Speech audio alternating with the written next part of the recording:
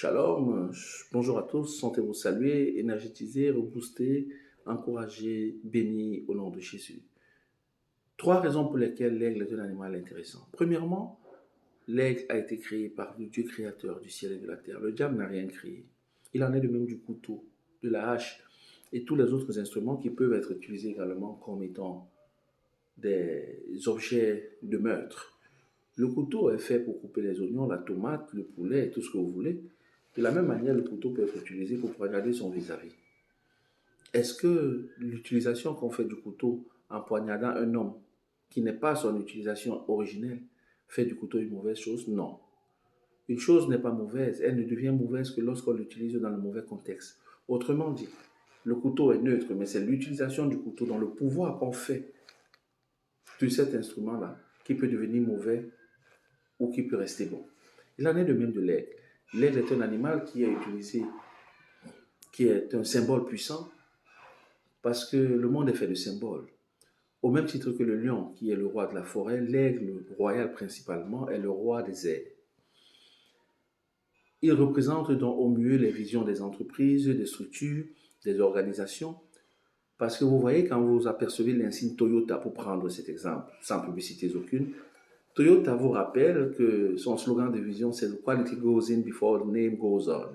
Autrement dit, lorsque vous voulez un car de bonne qualité, où le rapport qualité-prix est relativement intéressant, c'est Toyota. Donc, chaque entreprise essaye comme ça de se vendre avec un slogan et avec une icône, un logo. L'aigle doit être très utilisé parce que l'aigle, en deux, a une vision qui va au-delà de 360 km. Donc, sur le ciel de Yaoundé, un aigle royal peut déterminer ce qui se passe sur le ciel de Douala. N'est-ce pas magnifique? Comment ne pas s'identifier à cet animal? Vous voyez?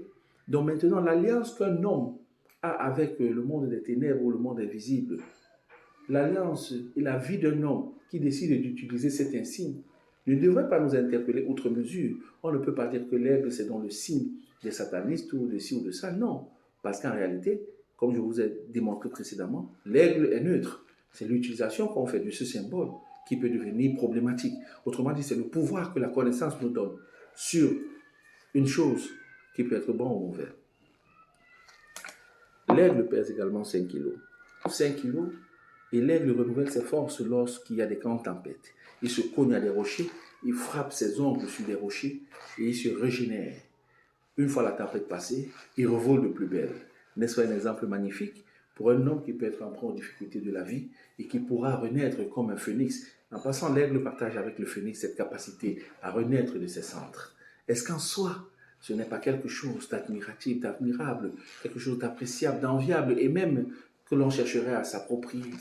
En réalité, tout comme le lion, l'aigle n'est pas le plus puissant des animaux, mais il est certainement, de par son attitude, de par sa prestance, de par sa royauté, de par sa majesté, de par sa gloire physique, de par son attitude suprême, l'animal le plus puissant. Il est véritablement le roi des airs.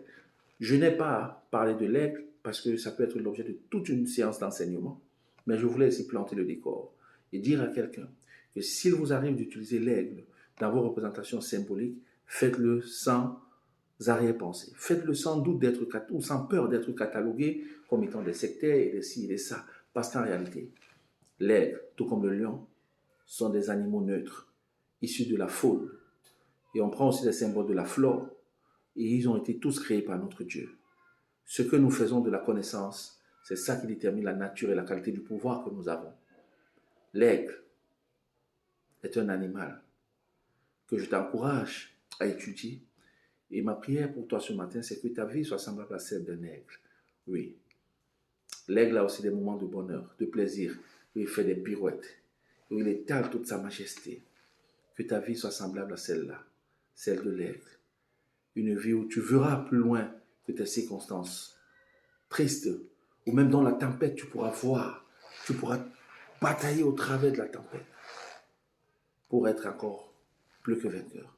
Que le Seigneur vous bénisse. J'espère que ceci a été comme ça, 2-3 éléments qui vous permettront de mieux apprécier et de vous départir de tous les préjugés néfastes auxquels vous aurez été peut-être sujet jusqu'ici.